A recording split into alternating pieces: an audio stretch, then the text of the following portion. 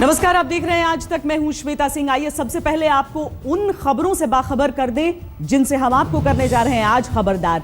Film actor Anupam Kher को पाकिस्तान ने visa देने से इनकार कर दिया है। अनुपम को कराची लिटरेरी फेस्टिवल में हिस्सा लेने जाना था, लेकिन उन्हें वीजा नहीं दिया गया। तो आज इसी बड़ी खबर के हर पहलू का विश्लेषण करेंगे हम कि आखिर क्यों अनुपम खेर से पाकिस्तान को डर लगता है। क्या नरेंद्र मोदी और बीजेपी का करीबी होने की वजह से अनुपम खेर को वीजा नहीं दिया गया, या वजह कुछ और है। इसके अलावा बात होगी पाकिस्तान के दोहरे चरित्र की, जिसमें एक तरफ वो भारत से बातचीत चाहता है, दूसरी तरफ बार बार सबूत मांगने की बात कर मामले को अटकाए रखना चाहता है। तो सवाल यही है कि पठानकोट हमले में भारत के सबूत देने के बाद भी पाकिस्तान और कितने सबूत चाहता है। इसके अलावा जम्मू कश्मीर की बात होगी कि आखिर महबूबा मुफ्ती के मन में क्या है और क्या घाटी में बीजेपी पीडीपी मिलकर ही सरकार बनाएंगे। लेकिन पहले बात अनुपम खेर के वीजा विवाद की, जिसने आज एक बार फिर पाकिस्तान की नीयत उजागर कर दी और उसे कटघरे में खड़ा कर दिया। अनुपम खेर को देश में सम्मान तो बहुत मिले, हाल में पद्म अवार्ड से भी नवाजे गए हैं, लेकिन आजकल बहुत दुखी हैं। दरअसल पड़ोसी मुल्क ने अनुपम खेर के सम्मानों का सम्मान नहीं किया। उन्हें 5 फरवरी से शुरू हो रहे कराची लिटरेचर फेस्टिवल में हिस्सा लेने जाना था, लेकिन पाकिस्तान ने वीजा देने से इनकार कर दिया। दिलचस्प ये कि भारत से 18 लोगों को कराची लिटरेचर फेस्टिवल का न्योता मिला है, लेकिन वीजा नहीं मिलने की फहरिस्त में सिर्फ अनुपम खेर का नाम है। अनुपम खेर के आरोपों पर पाकिस्तान उच्चायोग की दलील ये है कि वीजा की अर्जी मिली ही नहीं। अनुपम खेर पाकिस्तानी उच्चायोग की दलील को झूठ बता रहे हैं। अनुपम खेर के आरोप सही हैं और पाकिस्तानी उच्चायोग झूठ बोल रहा है। इसके सबूत तब मिले जब कराची लिटरेचर फेस्टिवल की आयोजक अमीन सईद ने कह दिया कि उच्चायोग ने अनुपम खेर का नाम हटाने के लिए कहा था। अनुपम खेर को अगर कराची लिटरेचर फेस्टिवल में न्योता दिया गया था तो वीजा दिलाने का काम आयोजकों का था। कराची लिटरेचर फेस्टिवल के वेबसाइट पर नजर डालिए, अनुपम खेर का नाम मेहमानों की फहरिस्त में शुमार है। फिर जरा सोचिए कि आखिर आयोजक या अनुपम खेर वीजा के लिए अप्लाई क्यों नहीं करेंगे। इस सवाल को जब हमने पाकिस्तान उच्चायोग के सूत्रों से पूछा तो उनका कहना है कि उनकी तरफ से कम ऐसा कुछ भी बयान नहीं दिया गया है, ऐसी कोई भी बात जो है आगे नहीं रखी गई है। और अगर इस्लामाबाद में ही विदेश मंत्रालय की तरफ से ऐसी कोई संदेशा भेजा गया हो तो ये। अब सवाल ये कि आखिर ऐसा क्या हुआ कि पाकिस्तान ने अनुपम खेर को वीजा देने से इनकार कर दिया, और ऐसा क्या हुआ कि वीजा देने से इनकार करने के बाद पाकिस्तान झूठ बोल रहा है। कहीं अनुपम खेर को कश्मीरी पंडितों के हक की आवाज उठाने की वजह से तो पाकिस्तान ने वीजा देने से इनकार नहीं किया। कहीं अनुपम खेर को लगातार पाकिस्तान के खिलाफ आवाज उठाने का खामियाजा तो नहीं भुगतना पड़ रहा। कहीं वीजा नहीं मिलने की वजह अनुपम खेर का मोदी समर्थक होना तो नहीं। कहीं अनुपम खेर को वीजा नहीं मिलना हाल में चले असहिष्णुता आंदोलन के खिलाफ आवाज उठाने की सजा तो नहीं, या फिर अनुपम खेर को वीजा न देकर पाकिस्तान कुछ खास संदेश देने की कोशिश कर रहा है। बेशक अनुपम खेर एक खास खेमे के हो सकते हैं, फिर किसी खास विचारधारा के समर्थक, और उन्हें किसी सियासी बहस में नहीं बल्कि लिटरेचर फेस्टिवल के दौरान फिल्म और टीवी पर चर्चा में हिस्सा लेने जाना था। दिल्ली से स्मिता शर्मा के साथ आज तक ब्यूरो। दिलचस्प ये है कि गुलाम अली के मुद्दे पर शोर मचाने वाले अनुपम खेर के मुद्दे पर उस स्तर पर शोर नहीं मचा रहे हैं। वैसे भारत और पाकिस्तान के बीच बातचीत हो तो हंगामा, न हो तो भी हंगामा, लेकिन सवाल यह है कि क्या सिर्फ कूटनीति और बातचीत से ही रिश्ते सुधरेंगे, दूरियां मिटेंगी? शायद नहीं, क्योंकि दोनों देशों के बीच जब दिलों की दूरी नहीं मिटेगी तब तक शायद बात नहीं बनेगी। आप बाकी सबको बुला लीजिए, अनुपम खेर को मत बुलाइए। अब मैं सिक्योरिटी थ्रेट कैसे हो सकता हूं, मुझे समझ में नहीं आता। क्यों इसको एक अकेले बंदे को क्यों हुआ? I will also request the government of India to take this up. ये है कि मैं वहां जाकर अपने देश की बात करूंगा और डंके की चोट पे बात करूंगा। कभी पाकिस्तान भारतीय कलाकारों को वीजा नहीं देता तो कभी भारत में पाकिस्तानी कलाकारों को सियासी पार्टियों का विरोध झेलना पड़ता है। तो सवाल ये कि दोनों देशों के बीच रिश्ते सुधरेंगे कैसे? क्या मोदी के अचानक लाहौर दौरे से दोनों देशों के रिश्ते सुधरेंगे? क्या नवाज शरीफ के घर पर बैठकर बातें करने से दोनों देशों के बीच रिश्ते सुधरेंगे? या फिर रिश्ते तभी सुधरेंगे जब लोगों के दिल मिलेंगे, और दिल शायद तभी मिलेंगे जब दोनों देशों के बीच साहित्यिक और सांस्कृतिक रिश्ते मजबूत होंगे। लेकिन दोनों देशों में एक दूसरे के लोगों के, खासकर कलाकारों के मिलने जुलने पर लगातार ग्रहण लग रहे हैं। पाकिस्तान इसमें थोड़ा आगे है। कलाकारों को वीजा नहीं देता, जबकि भारत में पाकिस्तानी कलाकारों को कुछ खास सियासी पार्टियों के विरोध का सामना करना पड़ता है। मई 2015 में भी पाकिस्तान ने अनुपम खेर को वीजा देने से इनकार किया था।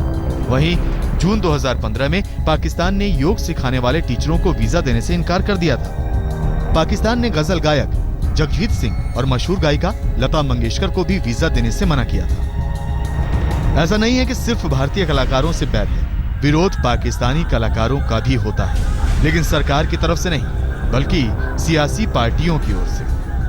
आपको याद होगा कि पाकिस्तानी कलाकार गुलाम अली को मुंबई में कैसे विरोध का सामना करना पड़ा था। शिवसेना ने गुलाम अली का कार्यक्रम नहीं होने दिया। हालांकि बाद में मशहूर गजल गायक ने कोलकाता जैसे दूसरे शहरों में कार्यक्रम किए।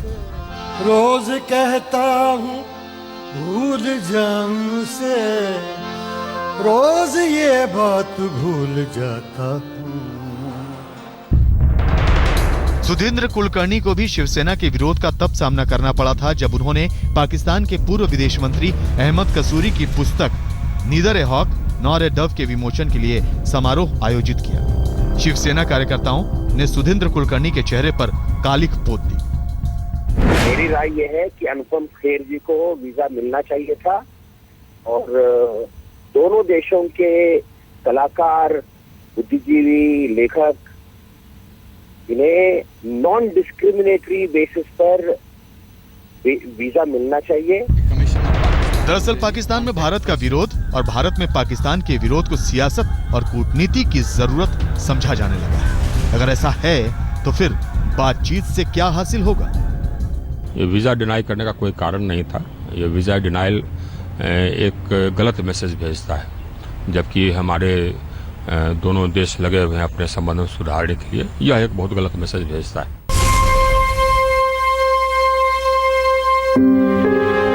मैं एक कश्मीरी पंडित हूँ। भले ही अनुपम खेर को आतंकवाद के खिलाफ और कश्मीरी पंडितों के समर्थन में बोलने का खामियाजा भुगतना पड़ा हो, लेकिन इसमें कोई शक नहीं होना चाहिए कि कलाकारों और साहित्यकारों का विरोध करने से दोनों देशों के दिलों को जोड़ना बेहद मुश्किल होगा। स्मिता शर्मा के साथ आज तक ब्यूरो। लेकिन पाकिस्तान के मापदंड हमेशा से दोहरे रहे हैं।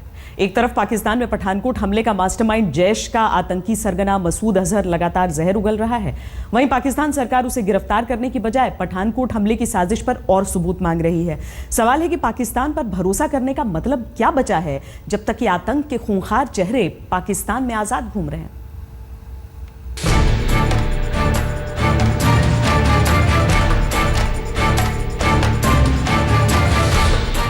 आतंकवाद का सबसे खूंखार चेहरा, कंधार विमान अपहरण कांड का दुर्दांत आतंकवादी भारत के खिलाफ फिर से जहर उगल रहा है।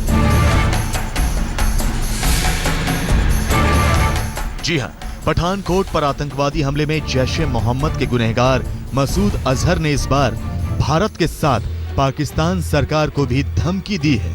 मसूद अजहर ने पेशावर से छपने वाली जिहादी पत्रिका अल कलाम में लिखा है, पाकिस्तान की मस्जिदों, मदरसों और जिहादियों के खिलाफ कार्रवाई देश की एकता के लिए खतरनाक है। ऐसा करके पाकिस्तान सरकार अपने पैरों पर कुल्हाड़ी मार रही है। मसूद अजहर ने पठानकोट आतंकी हमले के जरिए मोदी और नवाज शरीफ की नजदीकी पर भी तंज कसा है। मोदी के लाहौर दौरे पर सवाल उठाए हैं और लिखा है, देश के हुक्मरान दुखी हैं क्योंकि हमने उनके दोस्तों को परेशान कर दिया है। मैंने एक आर्मी बनाई है जो मौत से बेइंतहा मोहब्बत करती है। इस आर्मी को उखाड़ फेंकने की ताकत हमारे दुश्मनों में नहीं। इंशाअल्लाह मेरी आर्मी हमारे दुश्मनों को जश्न का मौका नहीं देगी, भले ही मैं पकड़ लिया जाऊं। मसूद का ये बयान पठानकोट आतंकी हमले के बाद छपा पहला बयान है, जिसका संकेत साफ है कि मसूद अजहर पाकिस्तान में आजाद घूम रहा है। मसूद के आतंकी मदरसों और उसके प्रकाशनों पर अभी तक कोई पाबंदी भी नहीं लगी है। दूसरी ओर पाकिस्तान में पठानकोट हमले की जांच में पेच आ गया है। भारत की ओर से दिए गए सबूतों पर जांच कर रहे 6 सदस्यीय पाकिस्तानी जांच आयोग के हवाले से संकेत मिले हैं कि भारत से मिले 5 टेलीफोन नंबरों की जांच पूरी हो गई है, लेकिन नंबरों से जुड़े नाम पते फर्जी पाए गए हैं। लिहाजा पठानकोट हमले में भारत से और दूसरे सबूतों की मांग जरूरी हो गई है। यानी एक बार फिर से पठानकोट हमले की जांच पाकिस्तान में मुंबई हमले की तर्ज पर होती दिख रही है, जिसमें जांच तो चलती रहेगी लेकिन उसका नतीजा कभी गुनहगारों तक नहीं पहुंचेगा। तो आतंक के खिलाफ पाकिस्तान का ढुलमुल रवैया फिर से पुराने ढर्रे पर आ गया है। सवाल खड़े हैं कि जब पाकिस्तान का आतंक पर शुतुरमुर्गी रवैया जारी है तो फिर बातचीत से हासिल क्या होगा। इस बीच भारत सरकार से संकेत मिले हैं कि जो भी बातचीत होगी उसमें कश्मीर के पाक अधिकृत हिस्से की वापसी ही मुद्दा होगा। सवाल है कि क्या पाकिस्तान सुधरेगा, आतंकवाद को रोकने की दिशा में ठोस कदम उठाएगा, या फिर आतंकी सरगना मसूद अजहर के पीछे खड़ी आईएसआई और पाकिस्तानी आर्मी के टेढ़ी चालों के सामने सारी कोशिशें बेकार चली जाएंगी। आज तक ब्यूरो। हालांकि पाकिस्तान के इस रवैये का पर्दाफाश पाकिस्तान के संसदीय पैनल ने ही कर दिया। पाकिस्तान सरकार की पोल उसने खोल दी और सरकार को नसीहत दी है कि वो कश्मीर में आतंकवादी संगठनों की मदद बंद करे और अंतर्राष्ट्रीय चिंताओं को दूर करने के लिए उन आतंकी संगठनों के खिलाफ कार्रवाई करे जिन्होंने आतंकी हमलों को अंजाम दिया है। विदेश मामलों पर पाकिस्तानी संसद की स्टैंडिंग कमेटी ने कल रिपोर्ट सौंपी है जिसमें ये बातें लिखी गई हैं। मतलब पाकिस्तान की संसद मानती है कि सरकार आतंकियों की मदद करती रही।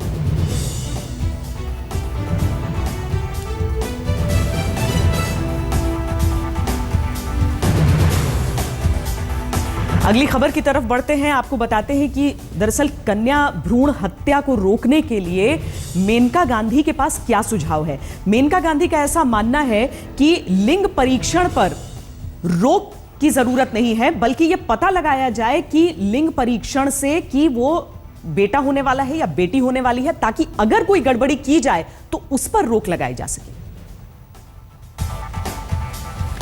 अब बात करते हैं दिन भर की 3 दूसरी बड़ी खबरों की। सबसे पहले जम्मू कश्मीर की बात। राज्य में अब भी सरकार को लेकर सस्पेंस बना हुआ है। पीडीपी अध्यक्ष महबूबा मुफ्ती ने आज जम्मू कश्मीर के राज्यपाल से मुलाकात की।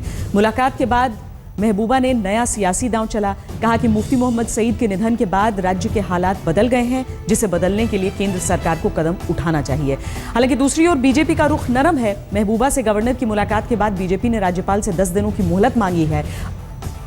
अगली खबर है धारा 377 से जुड़ी। समलैंगिकों के लिए एक नई उम्मीद जगी है। सुप्रीम कोर्ट समलैंगिक रिश्तों को अपराध बताने वाली आईपीसी की धारा 377 के खिलाफ दायर सभी याचिकाओं पर सुनवाई करने को राजी है। कोर्ट ने इस मामले को 5 सदस्यीय संविधान पीठ को सौंप दिया है। उधर दिल्ली में कूड़े पर सियासत जारी है। एमसीडी और सरकार के बीच टकराव बना हुआ है। दिल्ली के लोगों की मुश्किलें बढ़ती जा रही हैं। दिल्ली के उपराज्यपाल ने केजरीवाल सरकार को चिट्ठी लिखी है जिसमें कहा गया है कि कूड़े की वजह से कानून व्यवस्था का संकट खड़ा हो सकता है। दिल्ली की कूड़ा पॉलिटिक्स की बात हम कर रहे हैं। हर पार्टी की दलील आपको दिखा रहे हैं। दरअसल दिल्ली को कूड़ा करने वाली बजट कटौती का गुणा गणित समझना थोड़ा सा पेचीदा है। एमसीडी का कहना है कि दिल्ली सरकार